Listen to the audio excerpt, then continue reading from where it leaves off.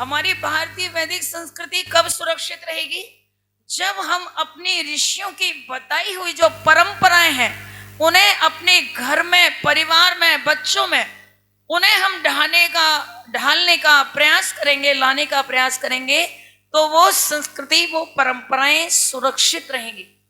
और यदि उन परंपराओं का हम पालन नहीं करेंगे तो वो परंपराएं हमारे बीच से, आप देख रहे हैं कि आजकल हमारे जो परिवार हो गए हैं उनमें से भारतीय वैदिक संस्कृति की जो सुख को बढ़ाने वाली परंपराएं हैं, सम्मान को बढ़ाने वाली जो परंपराएं हैं, आदर को बढ़ाने वाली जो परंपराएं हैं, प्रेम की वृद्धि करने वाली जो परंपराएं हैं, वो आज हमारे परिवारों से लुप्त हो गई हैं।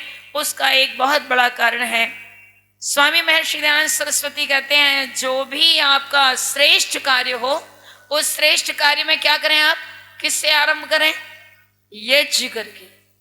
आप अपने जीवन का कोई भी शुभ कार्य यदि यज्ञ से आरंभ करते हैं तो उससे क्या होता है? बोले आपके घर में सुखों की वृद्धि होती है। सत्यार्थ प्रकाश में स्वामी महर्षि दयानंद लिख रहे हैं कि प्रत्येक गृहस्थी को यज्ञ करना चाहिए। और यज्ञ क्यों करना चाहिए? उसकी अनिवार्यता पर बल देते हुए कहते हैं, इसलिए करना चाहिए क्योंकि दुनिया का प्रत्येक प्राणी, किसी भी व्यक्ति से पूछो, ये बताओ आपको इन दो विकल्पों में से कौन सी चीज चाहिए? सुख चाहिए या दुख चाहिए? अच्छा, आप लोग हाथ उठा दो, आप लोगों को क्या चाहिए? अरे बता दो, आप लोगों को क्या चाहिए, सुख या दुख? सबको सुख चाहिए। कोई एक आध नंबर ऐसा है जिसे दुख चाहिए? तो स्वामी महर्षि दयानंद सरस्वती कहते हैं कि प्रत्येक व्यक्ति की अभिलाषा है कि उसके जीवन में सुखों की वृद्धि हो, सुखों की भरमार हो। तो वो सुखों की वृद्धि होगी कैसे? उसके लिए वो साधन और उपाय बताते हैं। और क्या लिखते हैं? बोले प्रत्येक गृहस्थी को यज्ञ करना अनिवार्य है। 16 होती उन्होंने दैनिक यज्ञ का विधान किया। बोले यज्ञ करने से क्या होगा? जो अविद्याग्रस्त लोग हैं, जो यज्ञ की महत्ता को नहीं समझते हैं, वो क्या कहते हैं? बोले इस यज्ञ को करने से इतना 100 ग्राम घी जलाने मात्र से क्या होने वाला है वातावरण में। लेकिन स्वामी महर्षि दयानंद कहते हैं यज्ञ क्यों अनिवार्य है? वो कहते हैं यदि प्रत्येक गृहस्थी अपने घर में यज्ञ करे, बताओ, तो आपको पता है गाय के घी की बड़ी विशेषता है। उसका 1 चम्मच घी जलाने से जरा आप उनसे पूछेंगे तो पता चलेगा कि उससे कितनी टन हमारी जो वायु है वो शुद्ध होती है। इतनी बड़ी गुणवत्ता गाय के घी में होती है। हम गाय का घी यदि 100 ग्राम किसी को खिला देंगे, उससे उतना उपकार नहीं होगा जितना 100 ग्राम, 50 ग्राम, 25 ग्राम घी हम जो है यज्ञ में आहुति दे करके यदि यज्ञ करते हैं, उससे हम हजारों गुना उपकार कर सकते हैं। इतना व्यक्तियों का उपकार होता है, क्योंकि यज्ञ करने से पर्यावरण हमारा शुद्ध होता है, हमारी जो प्राण वायु है वो शुद्ध होती है। और हर व्यक्ति इस वातावरण में क्या लेता है? जब शुद्ध प्राण वायु लेता है तो उसके शरीर में रोगों की क्षमता घटती है कि बढ़ती है? घटेगी कि बढ़ेगी? यदि हमें शुद्ध प्राण वायु मिलेगी, शुद्ध ऑक्सीजन मिलेगी, तो हमारे शरीर में क्या होगा? रोगों की क्षमता कम होगी। क्यों? कि अशुद्ध वायु होने से हमारे शरीर में रोगों की वृद्धि होती है। और जब शरीर में रोग पैदा होते हैं तो रोग पैदा होने से दुख बढ़ते हैं या सुख बढ़ता है? सुख बढ़ता है। सुख बढ़ता है। रोग बढ़ेंगे तो दुख बढ़ेगा। और यदि किसी भी मनुष्य को किसी प्रकार की कोई बीमारी ना हो तो क्या होगा? स्वस्थ रहे सब, निरोगी रहे सब, तो जीवन में सुखों की वृद्धि होगी, सुखों की वर्षा होगी। इसलिए ऋषि कहते हैं प्रत्येक व्यक्तियों को दुखों को कम करने के लिए, दुखों को हटाने के लिए और सुखों को बढ़ाने के लिए प्रत्येक व्यक्ति को यज्ञ करना अनिवार्य है। यज्ञ करना ही चाहिए। इसलिए आपको पता है, क्योंकि यदि किसी व्यक्ति के जीवन में रोग आ जाए, कितने भी वैभव उस व्यक्ति के पास हो, लेकिन शरीर यदि स्वस्थ नहीं है तो वो वैभव उसको अच्छे नहीं लगते। इसीलिए किसी कवि ने कहा है, पहला सुख निरोगी काया, और दूजा सुख घर में हो माया, और तीजा सुख सुलक्षणा नारी, और चौथा सुख पुत्राज्ञा। ये 4 सुख गिनाए हमारे कवियों ने, तो उनमें से पहला सुख निरोगी काया है। और निरोगी काया के लिए उन्होंने ये एक हमको उपाय बताया स्वामी महर्षि दयानंद सरस्वती ने। अच्छा, ये जो यज्ञ हम प्रतिदिन करते हैं, ये यज्ञ तो प्रतीकात्मक यज्ञ है, जिससे हमें बाह्य रूप से ये लाभ मिलते हैं कि हमारा पर्यावरण शुद्ध होता है, प्राणवायु मिलती है, और हमारे शरीर से रोग कम होते हैं और हम स्वस्थ बनते हैं। ये तो इसके बहुत एक लाभ हो गए। लेकिन ये जो यज्ञ शब्द है, ये यज्ञ शब्द 3 यज्ञ धातु से बनता है, और इसके 3 अर्थ होते हैं। क्या क्या अर्थ होते हैं? दान, यदि कोई व्यक्ति यज्ञ करता है तो वो 3 कार्य करता है। क्या क्या करता है? बोले, सबसे पहला कार्य वो दान करता है, और दूसरा कार्य देव पूजा, देवताओं की पूजा होती है, देवताओं का सम्मान होता है, और तीसरा कार्य क्या है? संगतिकरण। हम आपस में संगतिकरण सीखते हैं, और हमारे जीवन को सुखी बनाने के लिए संगतिकरण आना अत्यंत आवश्यक है। यदि हमने जीवन में संगतिकरण नहीं सीखा, सामंजस्य नहीं सीखा, समन्वय नहीं सीखा, तो हम अपने जीवन में सुख की वृद्धि नहीं कर सकते।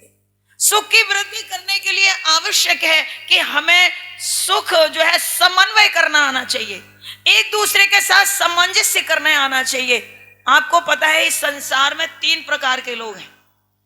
एक प्रकार के वो लोग हैं, यदि आप उनसे मिलेंगे तो उनके मन में इतनी निराशा है, इतनी निरुत्साह है। उनसे पूछे, कहिए भाई साहब कैसे हैं आप?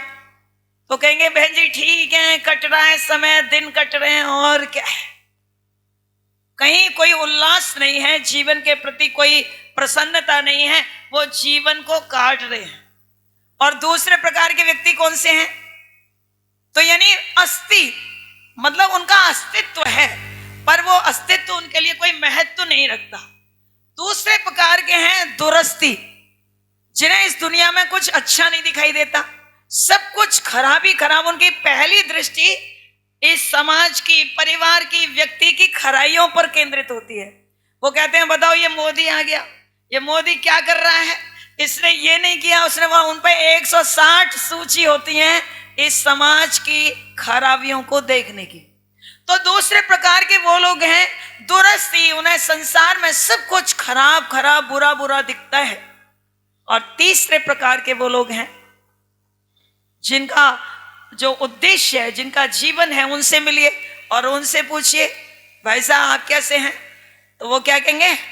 वाह बहन जी, परमात्मा की कृपा है, सब कुछ प्रभु की कृपा से सब स्वस्ति है, स्वस्ति है, सब कुछ अच्छा है, प्रभु की कृपा रहनी चाहिए, बड़े लोगों का आशीर्वाद रहना चाहिए, छोटों की शुभकामनाएं रहनी चाहिए, सब कुछ स्वस्ति है, अच्छा है, वाह वाह।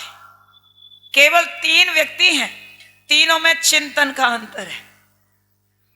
एक व्यक्ति, उसका चिंतन इतना प्रसन्नता परक है, इतना उत्साह परक है कि वो दूसरों को भी प्रसन्नता देता है, दूसरों को भी उत्साह देता है। और दूसरे वो लोग दूसरों को निराशा देते हैं।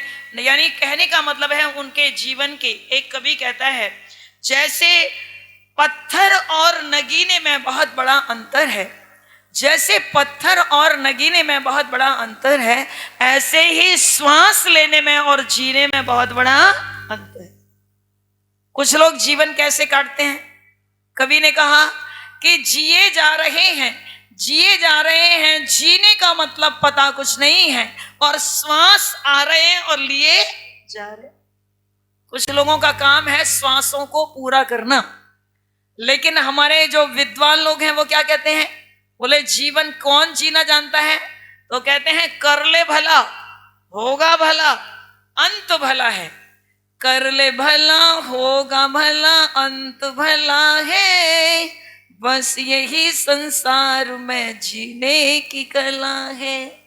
कर ले भला होगा भला, अंत भला है।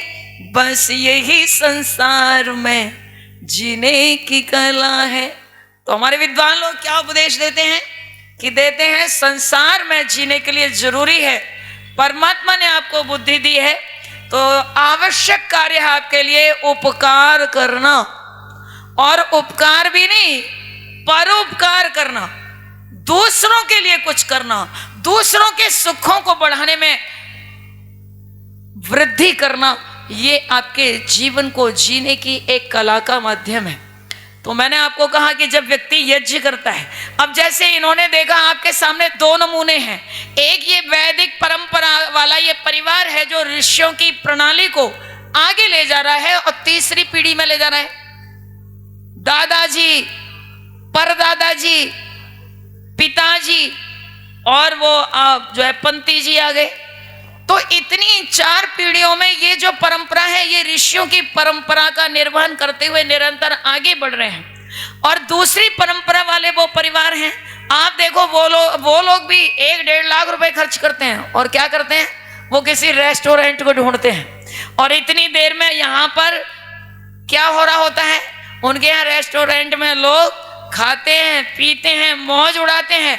तो जन्मदिन तो इसलिए मनना चाहिए था और मनता है कि बच्चा कोई संस्कार ले, कोई अच्छी बात सीखे, कुछ अच्छी विचारधारा इसके आगे बने। लेकिन वो लोग जो होटल में जाकर के, जो रेस्टोरेंट में जाकर के बच्चों के जन्मदिन मनाते हैं, तो देखो पैसे का वो उपयोग नहीं करते, पैसे का वो सदुपयोग नहीं करते, बल्कि पैसे का दुरुपयोग करते हैं। क्योंकि डीजे पर जो गाने चलते हैं उन गानों के संस्कार, जो खराब संस्कार हैं, वो बच्चों के मन पर पड़ते हैं। तो इस ऋषि दयानंद क्या कहते हैं, ऋषि दयानंद कहते हैं संस्कार किसको कहते हैं, संस्कार कहते हैं जिस कृत्य के करने से मनुष्य की आत्मा और मन और बुद्धि उत्तम होवे उसको संस्कार कहते हैं। और जिससे ये विकृत हो जाए, जिससे ये खराब हो जाए, तो वो संस्कार नहीं है बल्कि क्या है,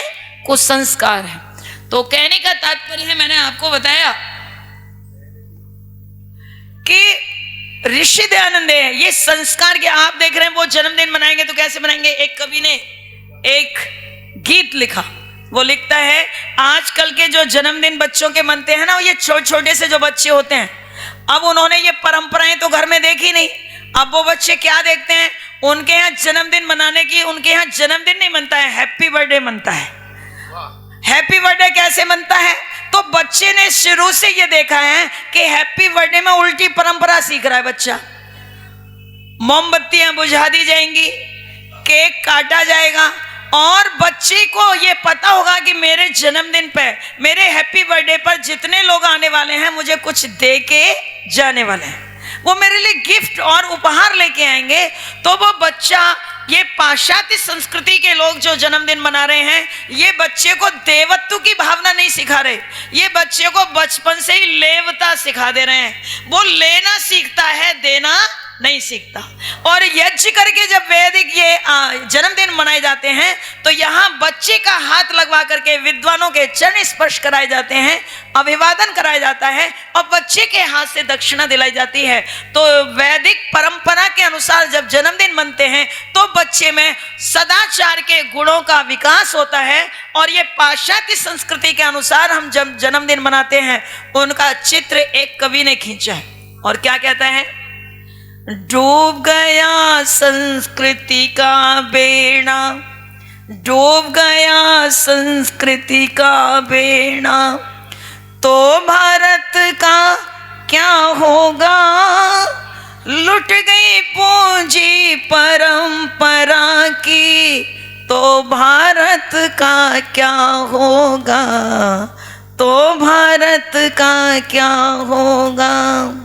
डूब गया संस्कृति का बेड़ा। संस्कृति, अब ये संस्कृति थोड़ी हमारी, ये संस्कृति तो अपसंस्कृति में बदल रही है जो आज के परिवार बच्चों के जन्मदिन मना रहे हैं। तो इसलिए कवि अपनी वेदना को व्यक्त कर रहा है।